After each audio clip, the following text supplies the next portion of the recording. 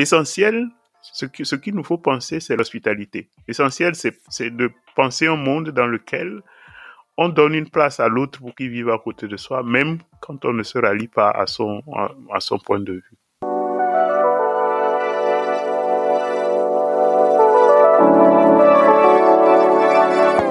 I have a dream. Bonjour à toutes et à tous et bienvenue sur I Have a Dream, un podcast produit par Regard Protestant. Je suis Josiane Gongan et cela fait plusieurs années que je m'interroge sur l'articulation entre foi chrétienne et justice sociale. Parfois mise de côté car jugée trop proche de l'activisme politique ou moins importante que l'annonce de l'évangile, il me semble pourtant que la justice sociale est au cœur de cette bonne nouvelle en laquelle nous croyons. Dans cette première saison, nous allons nous intéresser à la justice raciale et à ses intersections avec la foi chrétienne dans le passé, le présent et en contexte francophone précisément.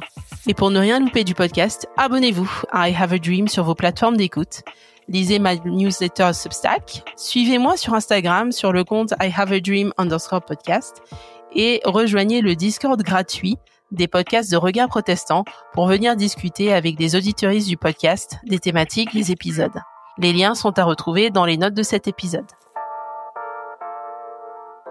Aujourd'hui, je vous présente mon échange avec Léonard Kachek-Pellé. Léonard est un prêtre catholique. Docteur en théologie, il s'intéresse au domaine de la théologie politique et a écrit notamment un livre intitulé « Les enjeux politiques de l'Église en Afrique ». En une phrase, il a résumé tous les sujets qui m'intéressent, ou presque. Un peu par hasard, j'avais entendu Léonard parler dans un autre podcast, dans un épisode intitulé « Décoloniser le christianisme » et cela a retenu mon attention, car il faisait appel à des concepts qui m'étaient inconnus, comme par exemple celui de l'église ventriloque.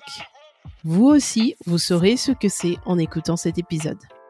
En échangeant avec Léonard, j'ai été très marquée dans ses réflexions par son art de la nuance sur tous les sujets épineux qui se sont présentés, et il y en a eu, et par sa connaissance de l'histoire du monde et de l'Église.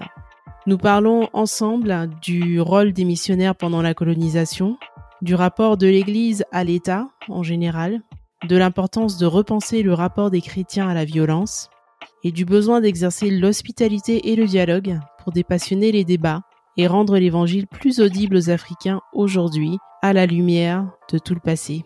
Je vous laisse découvrir cet épisode au cours duquel nous avons énormément ri. Bonne écoute. Hello, bonjour à tous, bienvenue à cet épisode de I Have a Dream, ce podcast avec Regard Protestant. Aujourd'hui, j'ai le plaisir d'accueillir Léonard Kachek-Pellé. Est-ce que c'est bien prononcé, Léonard?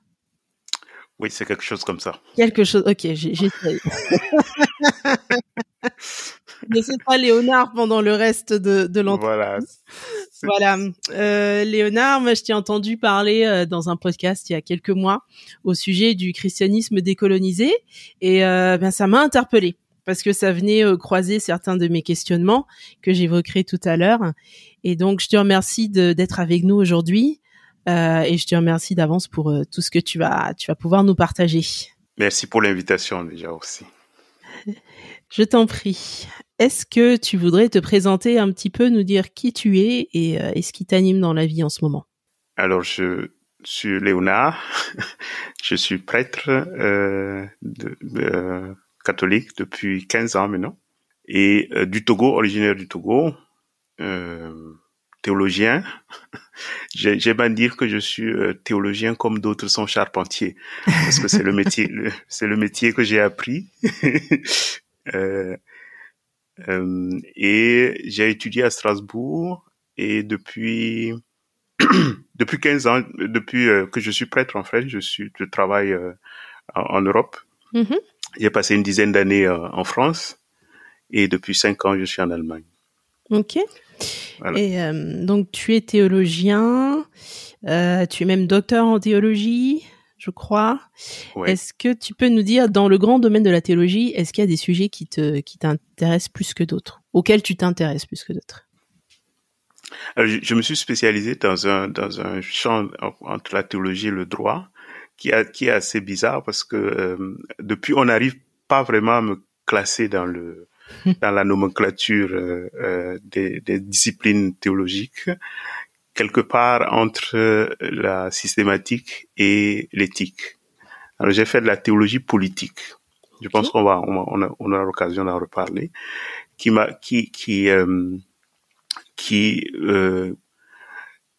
qui me rapproche plus de l'ecclésiologie, et avec une question qui me taraude, qui me travaille depuis, c'est que le christianisme n'est pas juste une affaire, enfin à mon avis, n'est pas juste une affaire individuelle. C'est la question, c'est pas comment on devient meilleur chrétien, mais c'est comment on devient meilleure Église avec les autres. Et je pense que c'est une des questions qui me c'est pour ça que je me rapporte plutôt des questions d'ecclésiologie, mais avec une dimension fortement politique qui me rapproche du coup aussi des questions de la politique postcoloniale, des questions de l'État colonisateur, enfin de pas mal de sujets dans ce genre-là. Et j'ai aussi un pied en liturgie. C'est pour ça que je dis que ça a souvent été compliqué de me classer dans les catégories habituelles.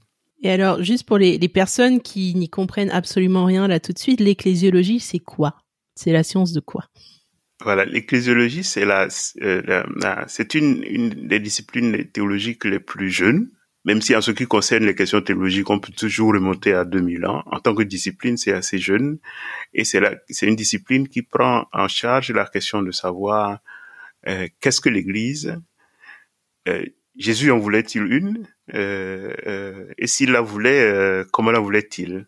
Voilà, c'est la discipline qui s'occupe vraiment de savoir ce que c'est que l'Église, ce que c'est que sa vocation au cœur du monde, et voilà, tout ce genre de questions. Très bien, merci pour ton introduction. Alors, pourquoi on est là ce soir? Pourquoi on est là? Parce que à travers ce podcast, j'essaye d'interroger mes invités sur des questionnements que j'ai, soit des choses un peu récentes dans ma vie, soit des choses qui datent, mais qui deviennent importantes maintenant. Dans cette période de ma vie. Et donc j'ai des amis africains avec qui de temps en temps on a des conversations sur la spiritualité.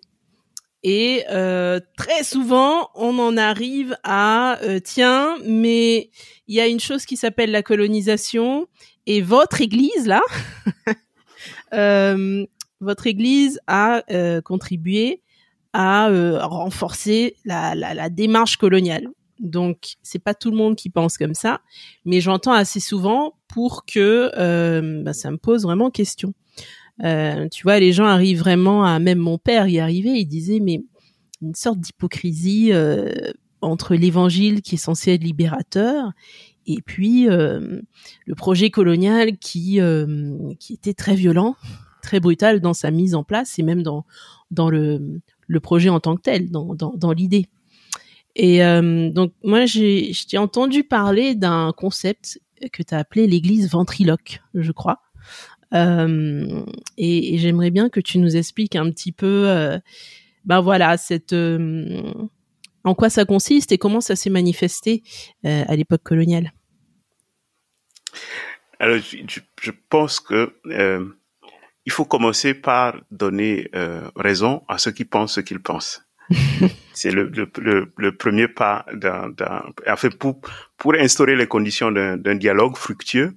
Je pense qu'il faut commencer par leur reconnaître ce qu'ils disent, et ça a été à l'ère des indépendances le premier cri du cœur que les Africains ont poussé, c'est de se demander, et peut-être qu'on en parlera plus tard parce que en ce qui concerne l'Église catholique, en tout cas, l'attitude de l'Église a été très ambiguë pendant les luttes de décolonisation. Le contexte n'était pas très simple avec la guerre froide, etc., etc. Mais l'attitude était très ambiguë, et la question qui a été soulevée, c'était le premier cri du cœur. Quand moi j'aime à dire, c'est quand les anciens colons ont pu parler pour la première fois. Ce qu'ils ont dit, c'est cette question-là qu'ils ont posée. C'est la question de savoir, mais comment se fait-il qu'un évangile qui se dit de libération a pu cohabiter aussi longtemps d'ailleurs avec une entreprise d'oppression coloniale. Alors, les premiers colonisés, du coup, ou bien? Est-ce que tu as dit les premiers colons? Ah, avec les colonisés, oui. Oui, okay. Quand les colonisés ont commencé à parler. Donc, commençons par par accepter ça, même si c'est pas la totalité de l'histoire. Tout à fait. Voilà. L'explication populaire qu'on en donne réduit la chose à une question morale. Les gens étaient méchants, ils avaient des arrière-pensées, l'évangile a été un alibi. Enfin, il y a toute une série d'explications qui essaient de ramener la question à sa dimension morale, personnelle, etc. C'est pas que ce soit faux. On peut aller creuser dans les écrits de certains missionnaires, on peut vraiment trouver des arguments pour ça. Mais là où ça ne me satisfait pas, c'est que ça ne nous fait pas avancer. C'est-à-dire dire que les anges sont méchants, ça ne les rend pas meilleurs.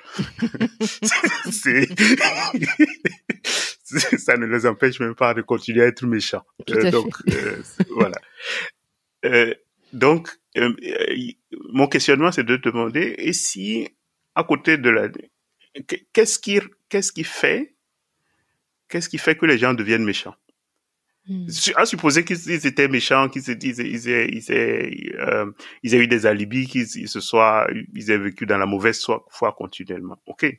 Mais est-ce qu'il y a quelque chose qui a fait qu'ils ont agi de la façon dont ils ont agi? S'il y a quelque chose qui a fait, qui a pu les former, qui a pu les conditionner dans cet état-là, il faut aller interroger cette chose-là.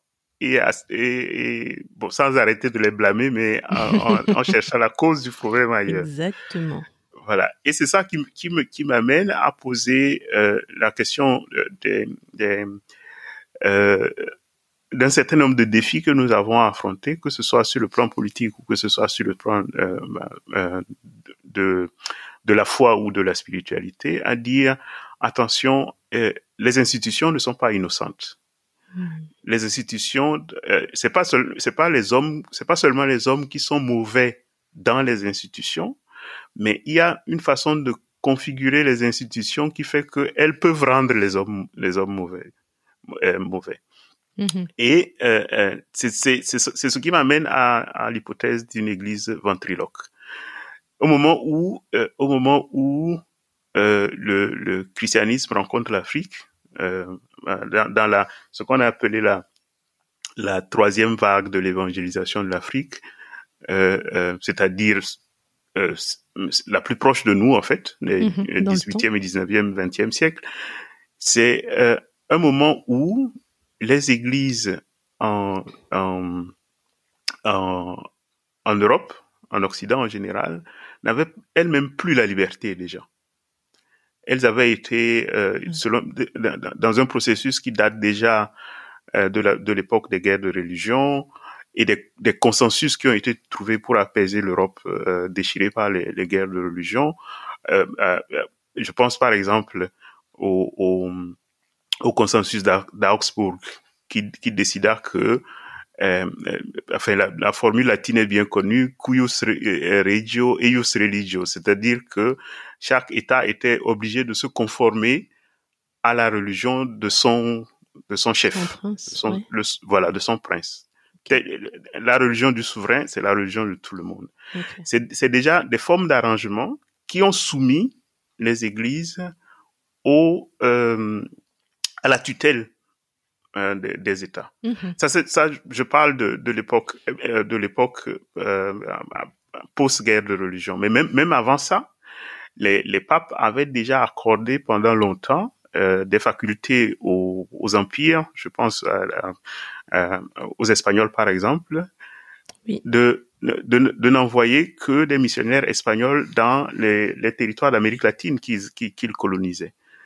Et ça faisait partie d'arrangements juridiques et de traités internationaux qui étaient signés, qui faisaient que le pape disait oui, vous apportez en même temps l'évangile avec la colonisation.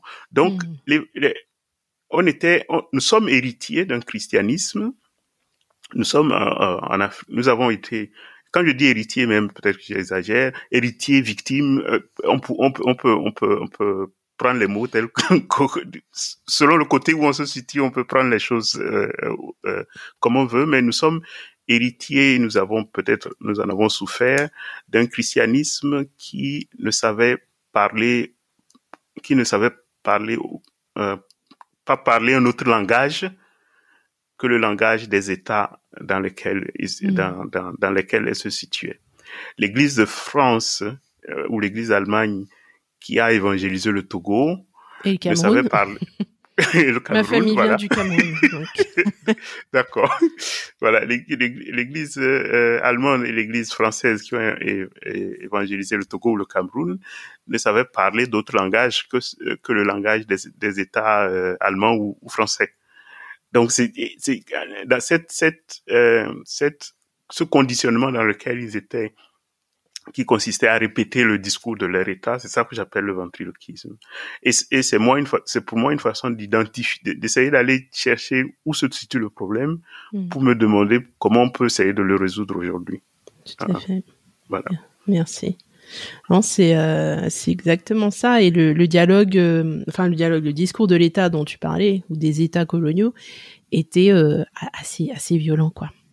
Donc voilà, si l'Église en tant qu'institution et après par les individus qui la composent a été violente, c'est qu'elle baignait elle-même dans une culture violente et était sous tutelle, comme tu disais aussi, de cette violence. Et bon, j'ai oublié de préciser ça, mais le propos de notre échange, ce n'est pas de charger les missionnaires et de dire que tout le monde était méchant et qu'il faut chasser tous les blancs de l'Église et de l'Afrique et tout ça. Et d'ailleurs, pour nuancer un peu le propos justement, est-ce que tu as des exemples de résistance qui venaient du côté des missionnaires? C'est-à-dire, est-ce qu'il y a des missionnaires qui ont dit non, ce que l'État nous demande de faire à ces gens, on n'est pas d'accord? Les exemples existent, mais malheureusement,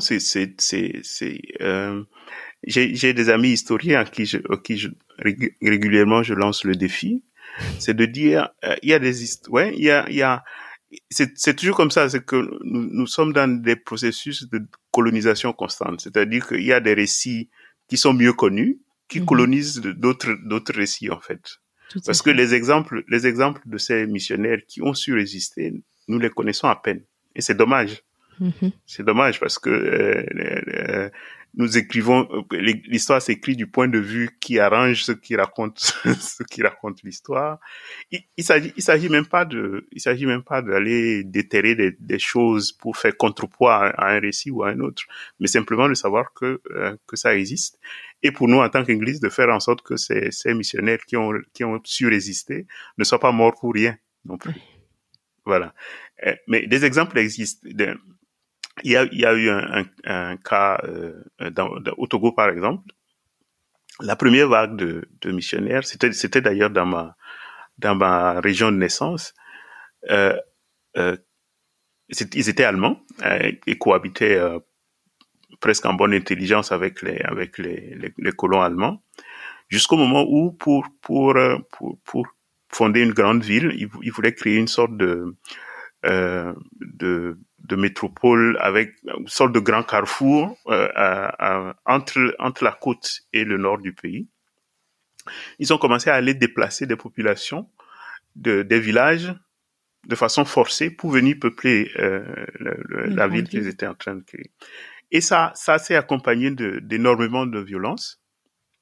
Et à un moment donné, les missionnaires se sont dit mais on peut pas raisonnablement ceux que nous baptisons et que nous appelons nos frères et sœurs, on peut pas se taire pendant qu'ils sont traités de la sorte. Donc les missionnaires ont osé en parler. C'était en 1900, je crois 1907 ou 1908 par là. L'affaire a fait grand bruit jusque dans la presse allemande de l'époque. Et pour taire l'affaire, ces missionnaires résistants ont été simplement rapatriés et ils ont été remplacés par des missionnaires qui étaient plus conciliants. Voilà comment l'affaire s'est réglée. Intéressant. Là encore on voit on revient à la question de la ventriloquie. Ceux qui savent parler le langage de l'État et qui parlent bien sont mis en avant et les autres ont les prix de se taire et de se ranger. Il y a parmi les exemples célèbres, il y a aussi le cas du missionnaire euh, franciscain, je crois qu'il était capucin, Placide Tempels au Congo. Mhm. Tempels est considéré comme le père euh, le père de la théologie africaine. Ok. Parce que son livre publié en 47 ou 49, je me rappelle plus, la philosophie bantou avait fait grand bruit à l'époque. Avec le recul, quand on lit la philosophie bantou, on reproche à Tempels d'avoir eu des vues racistes, etc. Mais à l'époque où il avait été publié, c'était une véritable révolution. Mm. D'ailleurs, il y a une affaire assez drôle à propos de ce livre-là. C'est que c'est le premier livre publié par la maison d'édition Présence africaine. Ah, intéressant. Alioune Diop, et le fait, c'est que Alioune Diop avait créé la maison Présence africaine pour faire entendre la voix de l'Afrique, pour publier donc des auteurs africains. Et le premier livre qu'il publie... Quelle ironie. Voilà. Rien que ça dit, je sais pas, l'ironie de la situation et la force subversive qu'Alioune Diop avait vue dans ce livre. Parce que du coup, le livre, il parle de quoi exactement, enfin de quel, de ce qu'il a observé au Congo, dans la manière dont les peuples autour de lui vivaient. Est-ce que tu peux nous en dire un petit peu, nous donner envie? Il y avait un grand débat dans l'ethnologie de l'époque.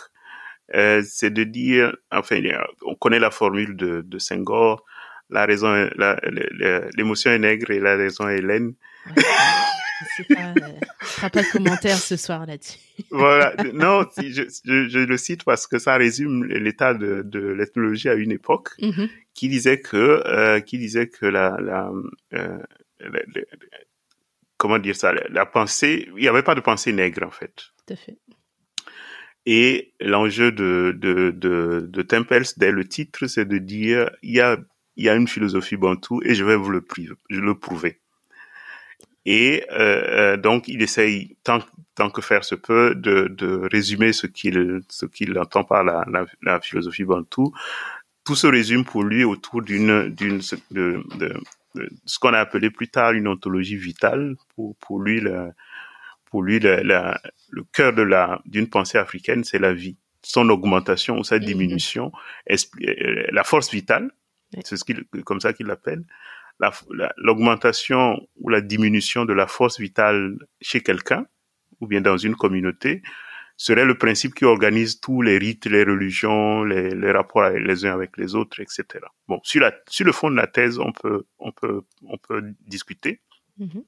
Mais c'est que, voilà un missionnaire qui était entré en guerre avec d'autres missionnaires sur le terrain. C'est ses confrères qui disaient non, ces Africains-là, ils savent rien, ils n'ont pas de pensée, ils réfléchissent pas, etc. Voilà un missionnaire qui prend sur lui de répondre aux autres missionnaires en leur disant non, il y a bien une pensée bantou, et si nous voulons vraiment faire le travail d'évangélisation, il faut aller comprendre les logiques de la pensée bantou pour pouvoir traduire l'évangile le rendre compréhensible pour ceux que nous sommes venus évangéliser. Et le livre a été interdit. Alioune Diop a dû, je ne sais pas ce qu'il a fait, il a dû traverser le Congo à pied pour pouvoir aller récupérer une copie, le faire traduire. Et au final, on a prié. Voilà. Incroyable. Et au final, on a prié Tempels de revenir en Belgique. Il était plus utile en Belgique que de monter les révolutions. Voilà, de mettre du désordre dans l'émission. Donc, oui, des exemples comme ça, il y en a. J'en ai donné 2, mais c'est ce que je dis. S'il y a des historiens qui m'écoutent, je leur lance le défi parce que il nous faut connaître ces micro-histoires parce qu'elles font partie, en fait. L'Église vit aussi de célébrer la mémoire de ceux qui nous ont précédés. Il ne faut pas que les efforts de ceux-là restent inconnus. Tout à fait. Je reste quand même sur la question de comment, en dehors du contexte on est sous tutelle de la violence, on va dire ça comme ça, de l'État violent. Comment le message de l'Évangile, qui devait libérer les opprimés, a pu devenir un message qui opprimait les gens et qui perpétuait une entreprise de domination, de destruction, et de destruction, j'ai envie de dire, de l'intérieur vers l'extérieur. C'est-à-dire que dans les méthodologies des missionnaires, c'était notre Dieu chrétien est tout là-haut, et puis vos dieux païens, d'abord c'est n'importe quoi, ou à la rigueur, si c'est pas n'importe quoi, ils sont inférieurs à notre Dieu. Voilà, vu qu'on a gagné la guerre, ben ça veut dire que notre Dieu est au-dessus du vôtre. Enfin voilà, il y avait un côté j'ai envie de dire suprémaciste du christianisme, mais je sais pas si c'était ça l'intention de Christ en fait, que ça se répande comme ça, et j'essaye de comprendre comment dans l'histoire l'Église a basculé dans ce qu'elle vivait et dans ce qu'elle annonçait. Est-ce que tu as des éléments? La question est complexe et elle pourrait être abordée sous plusieurs angles différents. Mm-hmm. Le premier, enfin le plus important à mon avis, c'est que nous les chrétiens, nous sommes en déficit de parfois, j'exagère, mais le peu que j'ai pu lire de la théologie, c'est que la théologie, pas tous les chrétiens du coup, la théologie est parfois en déficit de penser vraiment la violence. Ah, mm-hmm. Le type de violence il y a un type de violence particulier qui institue l'État. Et nous sommes démunis par rapport à ce type de violence-là. C'est la violence qui consiste à dire pour faire des omelettes, il faut casser les œufs. Oui. Et presque tout le monde est d'accord avec ça. Même dans l'Église, c'est ça que je veux dire. C'est que la théologie a du mal à penser à penser ou bien à tenir face à ce type de violence qui consiste à défaut de le penser, on essaye de le moraliser. C'est-à-dire nous sommes vraiment bons, nous sommes les champions à ça. Et c'est pas mauvais. Je suis pas en train de dire que c'est mauvais. C'est-à-dire qu'on va essayer de moraliser, de penser les blessures, il y a plein de chrétiens qui sont engagés dans ce secteur-là. On va essayer il y a une formule du pape François qui dit qui compare l'Église à un hôpital de campagne. Mm-hmm. C'est-à-dire que elle n'empêche pas la guerre, mais quand la guerre fait rage et que les gens tombent, elle est derrière en train de ramasser les victimes et de les soigner, comme sans distinction d'ailleurs. Je ne sais pas si le blessé appartient à ton camp ou il appartient au camp de l'ennemi, peu importe à ce moment-là. Quand tu es médecin sur un champ de bataille, tu soignes comme tu peux, etc. Et je trouve l'image assez formidable. Et je pense que nous sommes beaucoup engagés sur ce terrain-là. Mais ça ne nous rend pas capables de penser la violence de la guerre elle-même. Mm-hmm. De nous dire comment on tient face à cette violence-là. Et je pense que et c'est une violence, la deuxième chose, c'est une violence qui se justifie au nom du bien. C'est-à-dire que j'aime à dire souvent, c'est dans toutes nos têtes, même depuis l'enfance, c'est l'idée que un peu de violence va faire beaucoup de bien. Absolument. Voilà. Et que ça peut vivre ensemble, le bien et la violence. Exactement. Si quelqu'un me piétine, je vais le gifler, ça va lui apprendre quelque chose. Tu vois, c'est le type de violence. Communément accepté, tout à fait. Voilà, or, je pense que fondamentalement, C'est comme ça que je comprends le christianisme de façon radicale, c'est que c'est contre ce type de violence-là que le christianisme se fonde et s'oppose. C'est l'idée fondamentale, d'après moi, c'est que Jésus est mort de cette façon-là.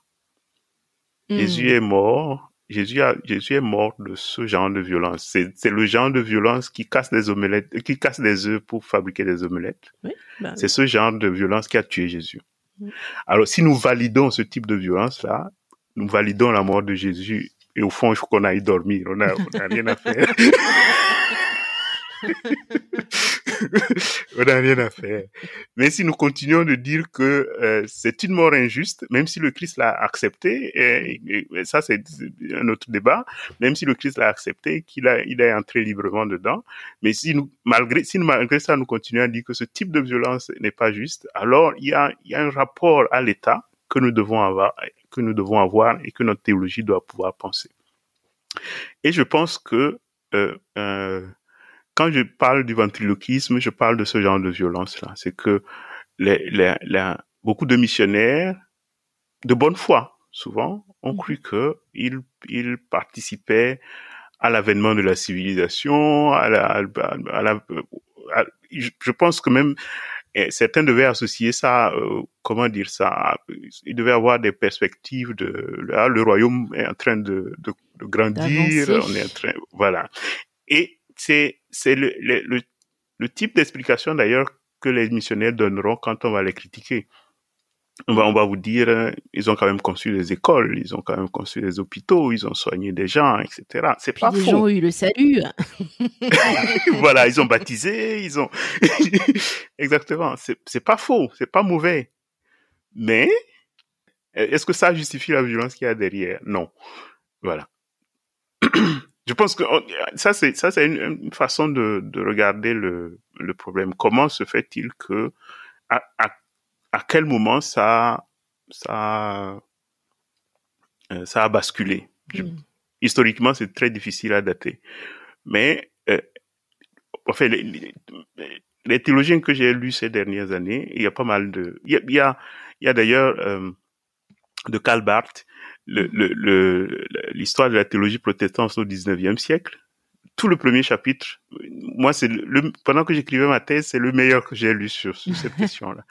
Comment peu à peu, l'Église a été à la fois étatisée, individualisée, c'est-à-dire que c'est l'individu qui est devenu voilà qui est devenu maître de décider quel aspect de la religion lui plaît, lequel ne lui plaît pas, et de gérer ça souverainement en fait. Sa petite entreprise religieuse, mais oui. Voilà. Donc, je pense que c'est difficile à dater historiquement, mais il y a dans le fond une question là dont il faut nous saisir, en fait. Oui, tout à fait. Merci pour ce début, cette belle entrée en matière. Donc, on a parlé de l'époque de la colonisation et là, j'aimerais qu'on parle un peu de la décolonisation, des périodes des décolonisations, les années 50, 60.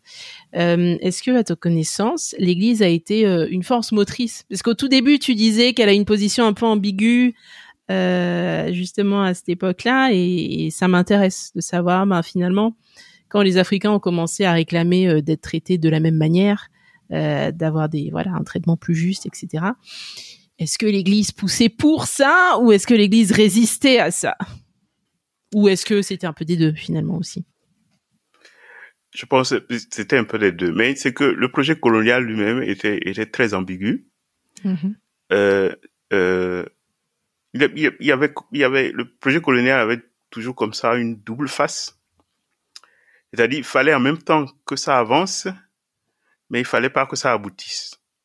C'était, parce que, il fallait multiplier le nombre d'écoles, multiplier le nombre d'hôpitaux pour montrer que l'œuvre avance. Oui. C'était d'ailleurs un argument missionnaire important pour continuer à récolter les fonds en métropole pour aller financer les œuvres donc il fallait montrer que ça avance. Mais si jamais on disait qu'on avait abouti, il fallait arrêter l'œuvre coloniale. Tout à fait. Donc, le succès de l'œuvre coloniale pourrait devenir son échec, en fait. Si ça marchait, il fallait arrêter. Donc, il fallait en même temps montrer que ça marchait, mais dire que ça ne suffisait pas et qu'il fallait que ça continue. Donc, il y avait cette ambiguïté-là dans le fond du projet colonial lui-même. Et les missionnaires ont été pris dans le jeu, dans la mesure où ils ont, malgré eux, ils ont participé à l'œuvre de décolonisation. Ils ont formé les meilleurs, les élites, les élites africaines des premières heures ont la plupart du temps été formées dans les écoles missionnaires. Donc, ils ont participé à ça. Mais une fois que Tempel s'en parle d'ailleurs dans la philosophie bantoue, où une fois que ces élites ont commencé à dire bon, il faut quand même vous nous avez préparé à ça, il faut maintenant qu'on commence. On a commencé à dire non, voilà. On a commencé à, il y a une autre forme de critique qui est arrivée qui dit ces élites qui ont été formées dans nos écoles, c'est des Africains dénaturés. Ouais. Donc, si on leur laisse le gouvernement de l'Afrique, ils vont dénaturer les autres et puis ils vont jeter en l'air tout le bon travail qu'on a fait, ça va être réduit à rien. Donc, on avançait d'un pas et on reculait de 2 pas en fait dans cette logique-là. Mais il y a là encore, je pense que c'est une histoire à écrire où c'est écrit et je ne connais pas. Avis aux historiens qui nous écoutent. Il y a pas mal de missionnaires qui ont soutenu les efforts de décolonisation. Mais le contexte était tel que ça pouvait pas être ouvertement. Le contexte était tel que ça pouvait pas être ouvertement. Officiellement, ce qui est plus sensible officiellement, je me rappelle par exemple d'un message radiodiffusé du pape Pie X, je crois. Non, Pie XII, au début des années 50, qui disait que il était temps, qui reconnaissait en fait qu'il était temps que, avec tous les mouvements de décolonisation en cours, que les pays colonisés accèdent à la maturité, mais qui disait en même temps que ça devait se faire en ordre et que les anciens colonisés devaient être reconnaissants pour C'était l'équivalent du général de Gaulle, en fait. Voilà. En nom d'église. C'est ça, c'est pour ça que je parle de ventriloquie, en fait. On est toujours dans les jeux de langage de ce genre-là. Et il y a, j'ai lu récemment un livre d'une historienne américaine, Elizabeth Foster, qui raconte l'histoire de la décolonisation du côté du point de vue de l'AOF, l'Afrique occidentale française, où les missionnaires certains missionnaires, enfin les responsables hiérarchiques. En marge, il y avait des trublions qui dérangeaient le projet, mais la hiérarchie, c'était un contexte de guerre froide. Oui. Et l'idée, c'était un argument qui est sorti, qui est venu, qui est monté à ce moment-là, c'est de dire, les musulmans sont en train d'être le cheval de Troie du communisme. En Afrique, c'est eux qui sont en train d'amener le communisme. Le communisme, c'est l'athéisme. Et si ça prend racine, toute notre œuvre va être jetée à l'eau. Il faut s'organiser pour surtout pas que la décolonisation, les indépendances aient lieu maintenant. Ça n'a pour aucun que sens. nous puissions. Voilà, il y a Bon, les gens qui portaient ce genre de discours n'ont pas... parmi eux, par exemple, il y avait Monseigneur Lefebvre, qui n'ont pas non plus gardé une très bonne réputation au sein du catholicisme plus tard. Mais c'est pour dire que les mouvements existaient des deux côtés. Mais il faut quand même reconnaître que c'est peut-être aussi l'ironie de l'évangile, c'est que vous pouvez pas prêcher l'évangile pendant 50 ans et lui refuser de faire son œuvre. Je pense qu'il y a un mystère comme ça dans le truc. Vous pouvez pas prêcher constamment l'évangile pendant dire que Jésus a libéré, je sais pas, Jésus nous a libérés. Oui. Chanter ça 50 ans durant et puis refuser aux gens de le mettre en pratique d'une façon ou d'une autre, c'est pas possible. Mais Jésus, il a libéré les gens qui lui ressemblent, ceux qui sont blancs comme lui. Je me pose des questions parfois. Non, le podcast s'appelle I Have a Dream et on pourrait parler de Martin Luther King. C'est que vous pouvez pas prendre des esclaves ou je sais pas quoi pendant 400 ans, leur prêcher l'évangile. Ils ont une tradition, ils ont composé des chants, etc. Et interdire éternellement que ce travail porte du fruit. Un beau jour, ça explose. Et je pense que c'est la force même de l'évangile qui fait ça. Tout à fait. Je pense que c'est quelque chose qu'on essaye de contenir et finalement, ça nous dépasse complètement. Ça finit par nous dépasser, souvent pour le meilleur que pour le pire quand même. Mais tu viens de me rappeler que j'ai complètement oublié un bout de l'étiquette de mon podcast. D'habitude, je demande à mes invités justement comment ils entendent I Have a Dream. Tu vois, aujourd'hui, en 2025, là où tu es en Allemagne, comment est-ce que tu entends cette parole-là de Martin Luther King? On reviendra après sur nos sujets, mais je profite, ça te fait une pause. Un peu de légèreté. Déjà, je trouve, par rapport à ça, je trouve l'actualité encore un brin ironique.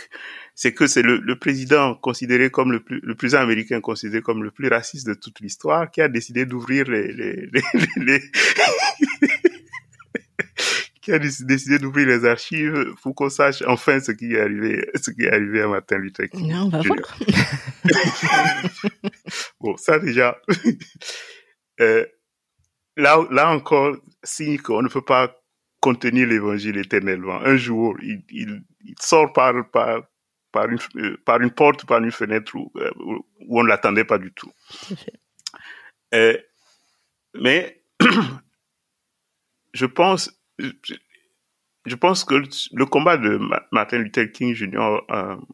Globalement, c'est de dire, je pense que c'est ce que j'ai appris à fréquenter un peu la théologie noire, c'est de dire que là où il y a une ségrégation, il y a un problème théologique. Il n'y a pas seulement un problème politique, il y a aussi un problème théologique. Et malheureusement, en 2025, on n'en a pas fini avec de refabriquer, de déplacer constamment les frontières, de les repositionner en d'autres endroits, etc. Mais je pense aussi que peut-être, dans mon travail en ce moment, je suis en train d'opérer une sorte de déplacement parce que pour ne pas finir résigné,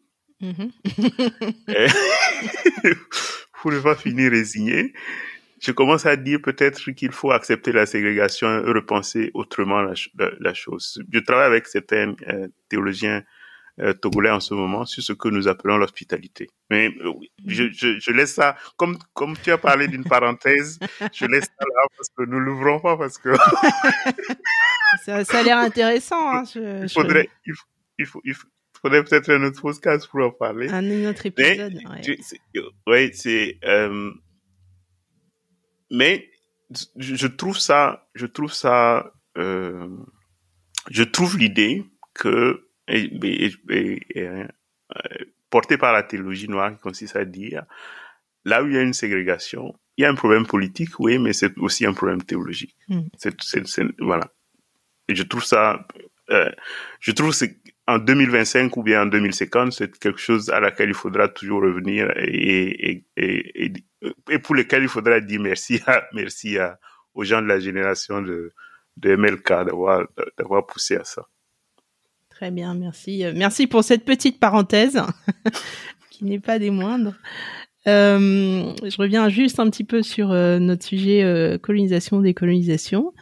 Moi, il y a un truc qui me taraude un petit peu, c'est de me dire, mais finalement, des États coloniaux se sont un peu saisis de l'Église qui était à leur disposition. J'exagère volontairement, mais voilà, pour renforcer dans les mentalités, dans les pensées des gens, l'idée qu'ils étaient inférieurs, l'idée qu'ils avaient besoin d'un autre Dieu, etc. Mais je me dis, est-ce que c'était vraiment nécessaire d'en passer par là pour que l'Église, pour que l'Afrique devienne christianisée, ou en tout cas massivement christianisée? C'est une question ouverte. Je ne sais pas si tu as quelque chose à dire là-dessus, mais je me dis, bon, ma famille a rencontré des missionnaires un jour. Je sais pas comment ça s'est passé, je sais pas du tout né, mais compte tenu de ce qu'on a dit avant et de certains des méfaits de la mission dans son lien avec la colonisation, je me dis, mais est-ce que c'était nécessaire en fait? Est-ce que c'était bien nécessaire? Et je pense que ta question me ramène malgré moi à la question de l'hospitalité. Ah, j'ai réussi. On va en savoir plus.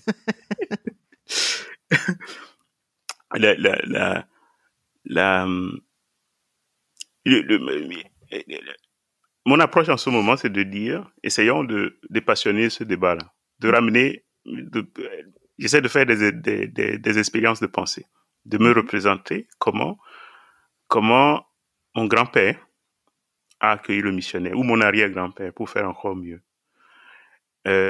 Imaginez que le missionnaire a débarqué il y a 150 ans auprès de mon grand-père, et puis le missionnaire va le voir, il lui dit que... parce que c'est comme ça, c'est cette logique que le christianisme utilise, c'est de dire... tout ce que donc imaginez la scène, hein, imaginez que le missionnaire vient d'arriver, il est assis devant mon grand-père. Mon grand-père lui a de même donné un bout de terre pour qu'il s'installe. Hospitalité numéro 1, voilà. Et puis dans la conversation, le missionnaire lui dit tout ce que tu as vécu pendant les siècles précédents, etc. C'est nul. C'est maintenant que je vais venir t'apprendre le vrai truc. Mm-hmm.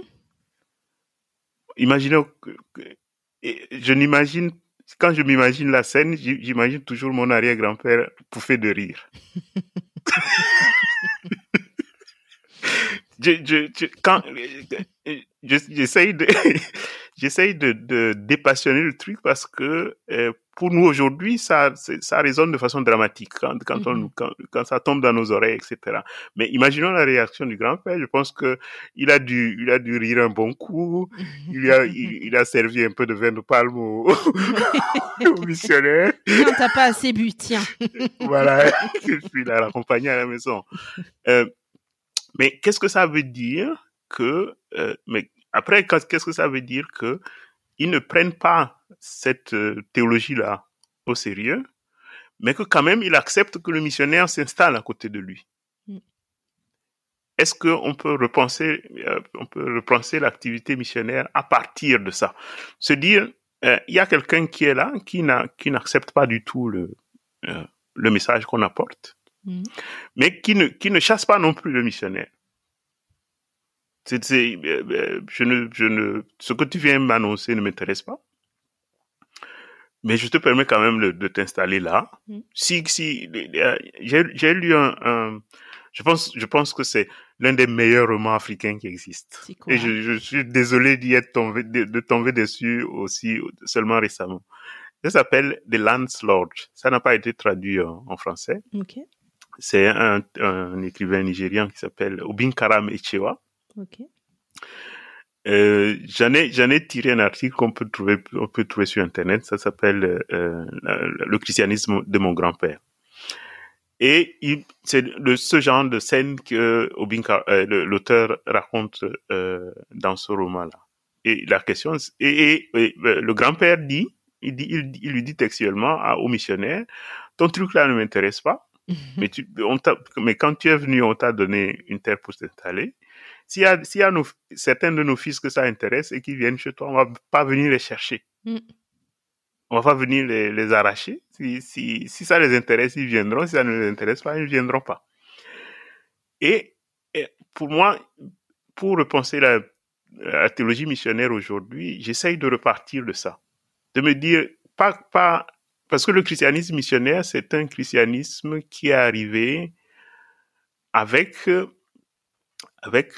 la prétention d'avoir raison avant la discussion. Absolument.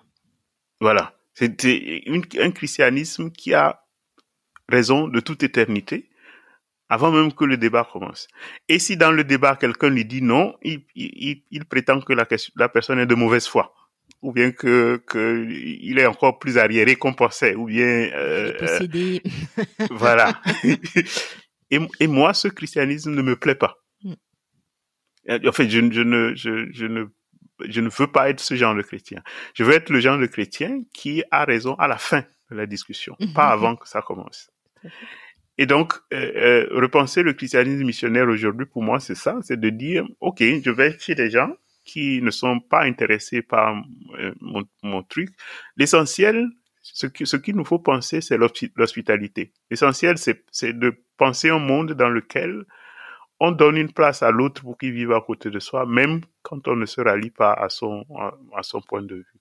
Comment le christianisme peut aujourd'hui aider à penser cette logique-là? Pour moi, ça serait, enfin, la contribution qu'on pourrait faire, enfin, que le christianisme peut-être pourrait encore apporter au monde d'aujourd'hui. Et donc, à penser l'hospitalité. Mais, je suis d'accord avec toi, ce christianisme qui a raison avant le débat, c'est ce christianisme-là qui a informé, qui a porté l'activité missionnaire. Et nous qui sommes les héritiers de ces missionnaires-là, nous ne pouvons pas raisonnablement continuer à faire ça. Parce que à côté des grandes choses que ça a permis de réaliser, ça a aussi cassé quelques œufs sur le chemin. Et nous ne pouvons pas simplement continuer avec. Surtout que les œufs coûtent cher en ce moment, mais... Oui, on est en pleine grippe aviaire mondiale, il y a une pénurie d'œufs, donc ça coûte cher pour les gens qui nous écoutent. C'est l'occasion de passer à un régime sans omelette pour laisser les œufs tranquilles. Voilà. Et j'aime bien ce que tu as apporté là sur l'hospitalité, et j'aimerais qu'on parle un petit peu, avant de se quitter, de cette idée de décoloniser sa foi, de décoloniser le christianisme en Afrique, en fait. Et pour ça, je vais te lire un petit bout d'un bouquin que je suis en train de lire. Décoloniser la pensée, inculturer l'évangile. Et c'est un mélange de réflexions de Walter Mignolo, je crois que c'est un monsieur uruguayen, en tout cas un latino-américain, et du pape François, de pensée du pape François. Ok. Donc je te lis page 65. Le chapitre s'appelle Décoloniser le christianisme en Afrique pour construire une église pleinement inculturée. Et c'est moi qui ai écrit ça sans le savoir? Non. Sauf si t'as un pseudonyme, mais... Non, je rigole. Mais donc voilà ce qui a retenu mon attention. Enfin, tout le bouquin est très bien d'ailleurs, je recommande à tout le monde. La conséquence de la négation culturelle et du rejet de la place des cultures africaines se traduit par un vécu de la foi qui ne s'enracine pas dans les réalités humaines et culturelles, ce qui fait que l'évangile parle peu à ceux qui l'accueillent. Aujourd'hui, le christianisme en Afrique a tendance à se vivre avec une personnalité d'emprunt, une sorte de mimétisme ecclésial au sein duquel le modèle du vécu de l'évangile et de la foi est celui de l'assimilation, c'est-à-dire celui d'un transfert ou mieux d'une transposition pure et simple de dogmes, de rites, de règles et d'usages constitués depuis l'étranger, l'Occident, et qui écarterait avec violence les traditions africaines. Pourtant, une église en quête de son statut d'adulte ne saurait se contenter de consommer des traditions culturelles et liturgiques propres à un modèle ecclésial déterminé. Voilà, je m'arrête là, c'est un petit peu long. Mais tu vois, dans les discussions avec des chrétiens africains ou juste des Africains qui s'intéressent aux spiritualités, il y a quand même une mémoire tu vois, une blessure dans les mémoires. Il dit, ben voilà, nous on nous a imposé un truc. nous a imposé un truc coûte que coûte. Bon, il y a des gens qui étaient intéressés, qui ont accepté, etc. Il y en a qui n'ont pas trop eu le choix que d'accepter ça pour survivre, pour réussir à survivre.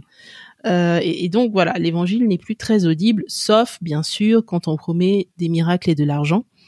Vu l'état de l'Afrique, c'est normal que à ce moment-là, ça attire beaucoup de foule et de masse, mais ça c'est une autre conversation.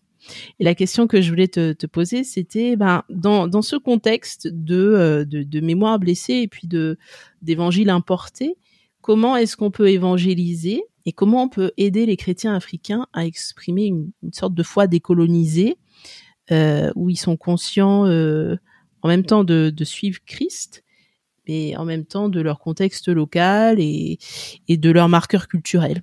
Voilà. Est-ce que tu as quelque chose à nous dire là-dessus? J'aurais beaucoup de choses à dire. La première, c'est que on parlait d'ecclésiologie au début et j'ai élaboré un concept pendant que j'écrivais ma thèse qui n'a pas eu beaucoup de succès, mais j'appelais ça l'ecclésiologie de la modestie. Ah. Ouais. Et c'est ce que je disais tout à l'heure, c'est que je n'ai pas raison d'office parce que j'ai le Christ de mon côté. Ça marche pas. Voilà.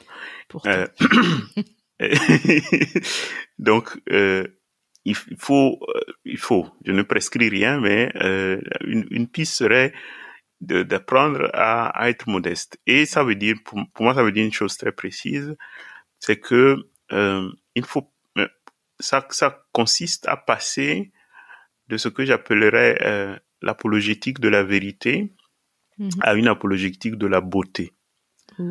L'apologétique de la vérité, c'est de dire nous avons le Christ, donc nous avons raison. Donc si vous n'êtes pas d'accord avec nous, vous êtes dans la nuit, vous êtes dans les ténèbres, etc. C'est vrai en interne. C'est vrai pour nous qui sommes chrétiens. Le Christ, il est le sommet de la révélation, il est, mais je peux pas commencer la tâche missionnaire par ça, par jeter la lumière à la figure des gens. Je risque plutôt de les éblouir que de les éclairer. Et donc, l'enjeu pour moi aujourd'hui, c'est de dire, il faut passer par une apologétique de la beauté. C'est-à-dire que, à supposer, moi, je suis extérieur. Donc, à supposer que ce que tu es en train de me dire est vrai, que le Christ est le sommet de la révélation, etc. Montre-le-moi. C'est ça que j'appelle l'apologie. L'Église est appelée, à mon sens, plus à montrer que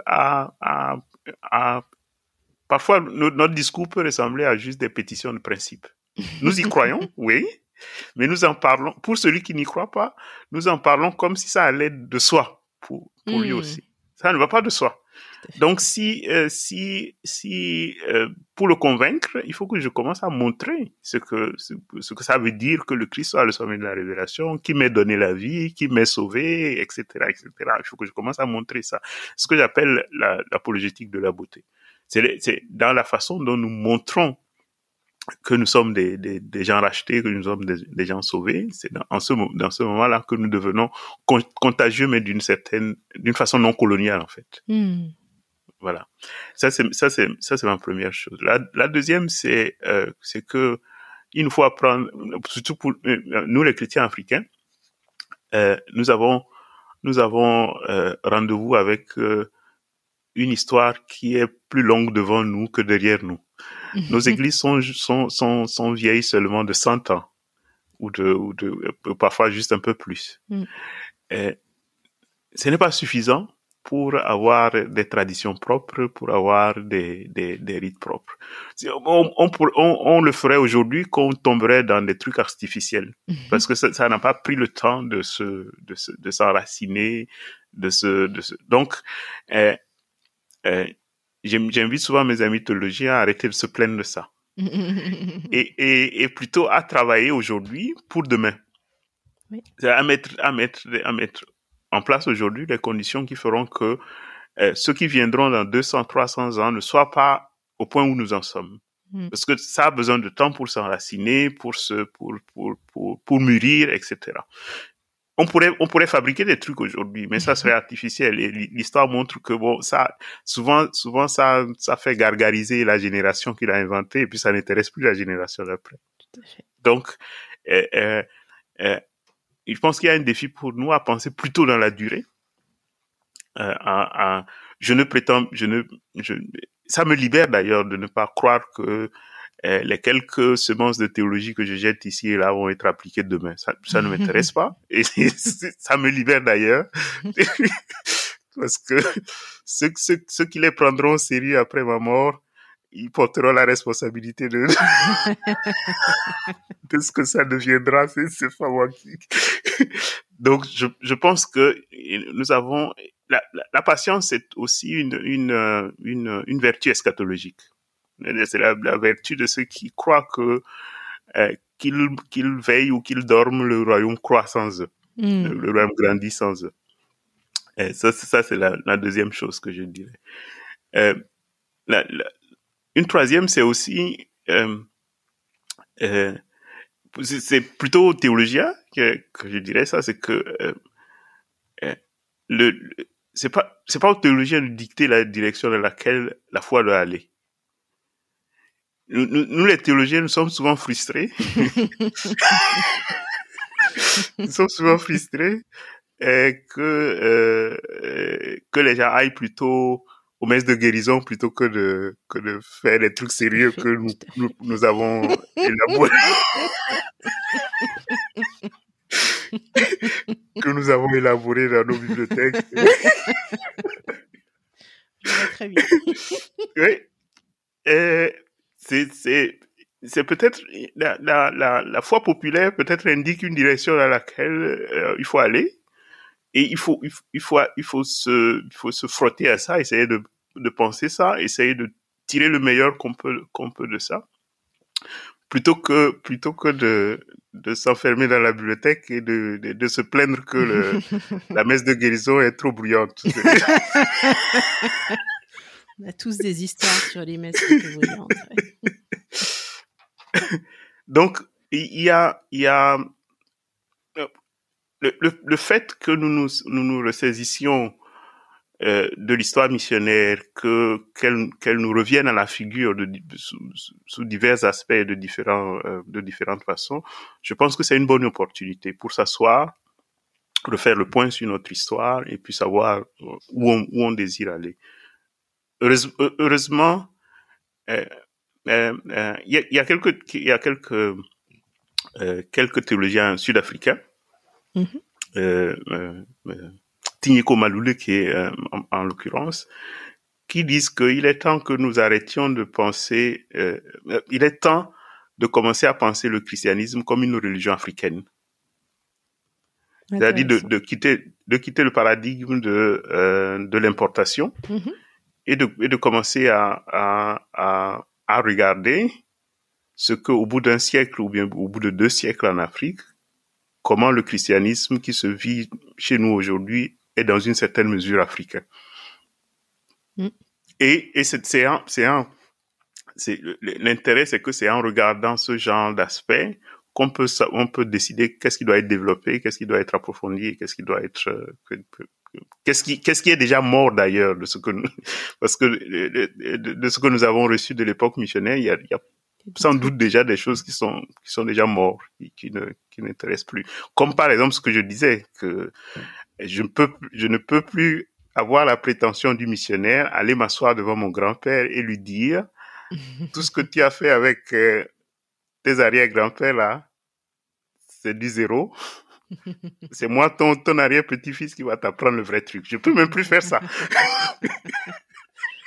Voilà. Moi, il va même pas me donner du vin de palme, vous voyez.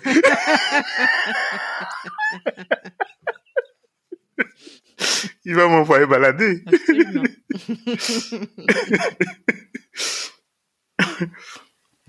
Après, il y a un truc auquel je pense souvent, c'est la notion de pouvoir. C'est peut-être un peu lié avec la violence aussi, dont on a parlé plus tôt, mais je me dis, il y a un truc qu'on a besoin de redécouvrir au niveau de vraiment le pouvoir, l'exercice du pouvoir, parce que moi, je vois beaucoup de lieux, on va dire, chrétiens, christianisés, où finalement, il y a beaucoup de dynamiques de domination, alors que Christ, c'est quand même la personne qui a quelque part mis son pouvoir au service des autres, plutôt pour les élever, les libérer, etc. Mais voilà, je trouve qu'on a besoin d'être attentif aussi à ça dans une démarche de décoloniser notre foi. C'est de dire, plutôt que vouloir concentrer le pouvoir et l'amasser et comment dire, écraser les autres avec notre pouvoir, que ce soit un pouvoir spirituel, un pouvoir plutôt matériel, j'ai de l'argent, ou bien un pouvoir en termes de notoriété, je suis bishop, je suis monseigneur, je suis archbishop, etc. Peut-être qu'on peut aussi revenir à quelque chose de plus proche de la terre, plus humble. Mais bon, voilà, ça c'est ma petite pensée à moi. Je viens de... Non, je suis tout à fait d'accord avec et surtout l'idée qu'il faut être plus proche de la terre.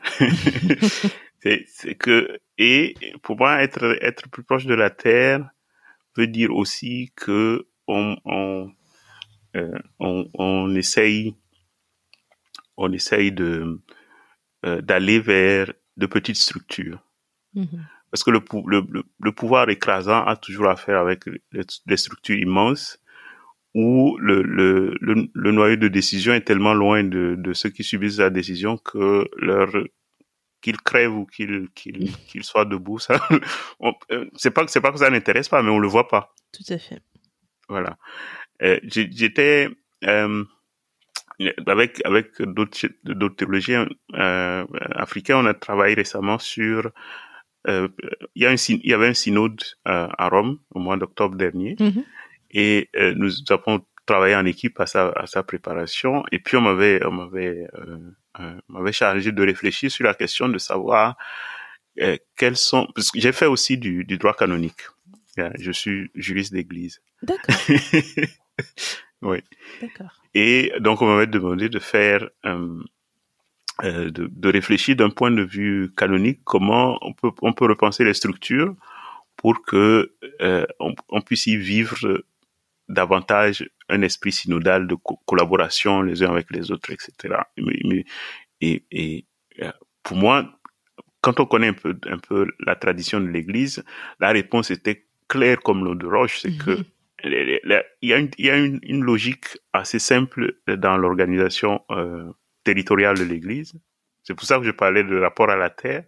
Dans l'organisation territoriale de l'Église, c'est que quand une structure commence à être trop grande, on le divise en deux. Quand un diocèse devient trop grand, on coupe en deux. Quand une paroisse est trop grande, on coupe en deux. On va toujours vers des unités plus petites. Pourquoi? Parce que l'autorité est plus proche de ceux qui sont gouvernés. Et quand on écrase quelqu'un, ça se voit. On peut pas écraser. Voilà. Ça c'est la première chose. Et puis la deuxième chose, c'est que dans les structures petites, chacun peut avoir une voix.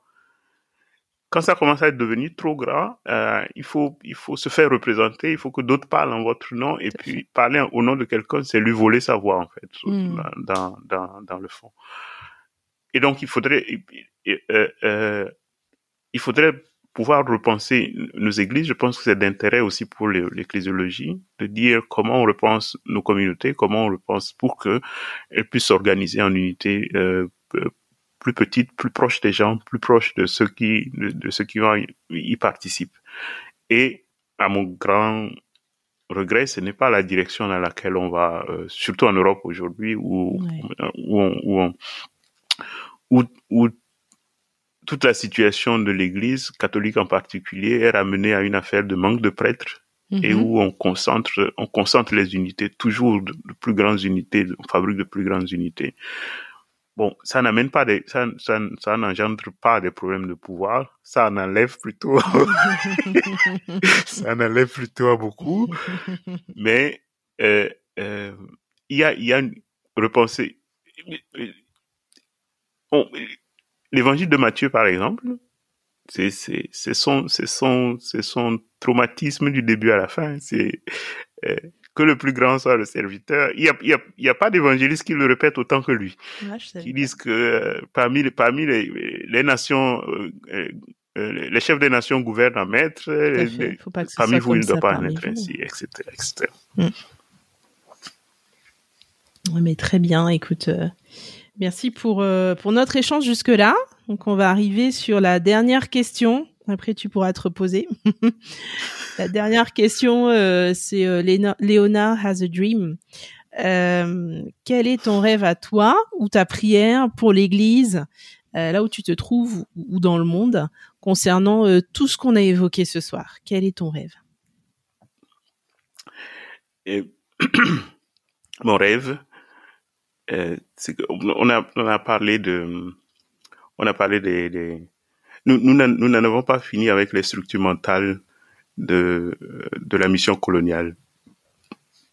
Nous avons, c'est un grand regret pour moi que alors je dis ça avec toute la précaution du monde, toute la gratitude que j'ai aussi pour les églises qui m'ont accueilli ici, au sein desquelles j'ai travaillé, où je travaille encore. Donc il y a une quantité énorme d'exceptions à ce que je veux dire, mais quand même, je pense que depuis quelques années, la mission s'est inversée. C'est un certain nombre de prêtres, pas seulement d'Afrique d'ailleurs, d'un peu partout dans le monde, qui reviennent dans les nations jadis évangélisatrices. Tout à fait, oui. Mais en France, par exemple, je ne sais pas si ça a changé depuis, je suis parti il y a 5 ans, on ne sait même pas donner un nom aux prêtres étrangers qui viennent en France. Comment ça, un nom? Ben, c'est des prêtres. On ne sait pas comment les appeler. Je sais pas, c'est on mon les père, appelle les prêtres. Hein? Non, ils sont pas des missionnaires. Parfois, okay. on les appelle des prêtres venus d'ailleurs. Ou je sais pas. Et je soupçonne que nous n'ayons pas encore fini avec. Et je vous donne un exemple. Parce que j'ai soulevé la question encore en équipe ici récemment. C'est que je leur ai dit, moi je suis arrivé en Europe comme jeune prêtre. J'étais ordonné un mois après, j'étais envoyé ici pour faire des études en particulier. Donc quand je viens et qu'on me nomme vicaire ou que je suis, j'ai tout appris ici. Donc moi ça ne me gêne pas. Mais il y a un prêtre, disons du Kenya, qui a été vicaire général dans son pays, qui a 30 ans d'expérience en paroisse, qui arrive ici. On ne fait même pas confiance à l'expérience qu'il a. Tout à fait. On le met vicaire éternellement avec un jeune qui a 30 qui ans est 20 moins. ans plus âgé que, voilà, 30 ans de moins. Et je pense que c'est des logiques qui ne font pas honneur on ne sait même pas, ça va même plus loin que ça, c'est qu'on ne sait pas à la fin rendre grâce pour les fruits de la mission que nous sommes. C'est les missionnaires d'ici qui sont allés planter des fruits dont nous sommes nés et nous sommes revenus un peu en action de grâce en fait. On n'arrive même pas à célébrer cette action de grâce ensemble à cause d'un certain nombre de choses. Je répète que je dis ça encore avec des exceptions, avec les précautions qu'il faut, avec beaucoup de gratitude pour ma propre expérience à moi. Mais si je porte un rêve, ça serait qu'à un moment donné, un jour, nous puissions en tant qu'Église dépasser certains blocages et moi, je voudrais qu'on puisse célébrer ça dans l'action de grâce. C'est ce que je disais au début aussi. Il y a des missionnaires qui se sont battus, qui sont morts. Il ne faut pas qu'ils soient morts pour rien. Il ne faut pas qu'ils soient morts pour rien. Il faut, c'est dans cet esprit que moi je vis ma mission ici. Et j'aimerais je rêve, I have a dream, que ça devienne partie de la façon dont ces échanges de la foi, ces échanges entre églises se vivent, que ça devienne une action de grâce commune pour l'œuvre commune que nous portons à la fin. Nord-Sud. Voilà. Écoute, merci beaucoup Léonard, on a terminé. Est-ce que tu as envie de partager quelque chose? Est-ce que les gens peuvent te contacter, je sais pas, sur des réseaux sociaux? Est-ce que tu as écrit un bouquin ou 2 ou plus? Qu'est-ce que... J'ai écrit des bouquins, je ne les ai pas sous la main là. Le dernier s'appelle La foi, c'est ce qui ne marche pas. Intéressant. Mon dernier livre s'appelle La foi, c'est ce qui ne marche pas. Mais j'anime une chaîne YouTube depuis moins d'1 an. C'est des chemins mystérieux qui m'ont amené à ça. J'anime une chaîne YouTube où je partage ma méditation des textes de l'Évangile, mais pas seulement, où j'essaye de mêler toutes les questions dont on a discuté ce soir là et ça s'appelle Prêtre et alors. D'accord. Mais écoute, on mettra les liens de toutes les ressources qu'on a citées. On les mettra en lien dans le résumé de l'épisode sur toutes les plateformes. Donc encore merci Léonard, bonne continuation à toi. Merci Josiane.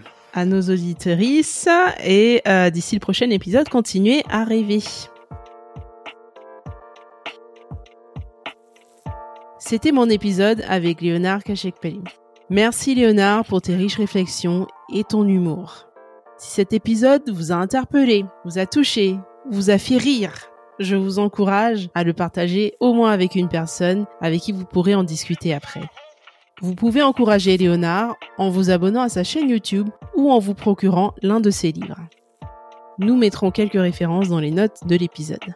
N'oubliez pas de me laisser un commentaire sur Spotify et 5 étoiles sur Apple Podcast pour faire rayonner le projet encore plus sur les plateformes. Vous pouvez m'écrire pour me partager vos retours ou me faire des suggestions d'invités à l'adresse josianehasAdream@gmail.com. Pour rester connecté à l'actu du podcast, je vous invite à me suivre sur Instagram @IHaveADream_podcast et à me lire sur Substack où je partage régulièrement quelques pensées personnelles sur les sujets abordés dans le podcast et sur l'actualité mondiale. Vous trouverez toutes les informations dans les notes de cet épisode. Je remercie Héloïse Basselet et Laurent Bazard pour l'habillage du podcast. À bientôt pour un nouvel épisode et d'ici là, continuez à rêver.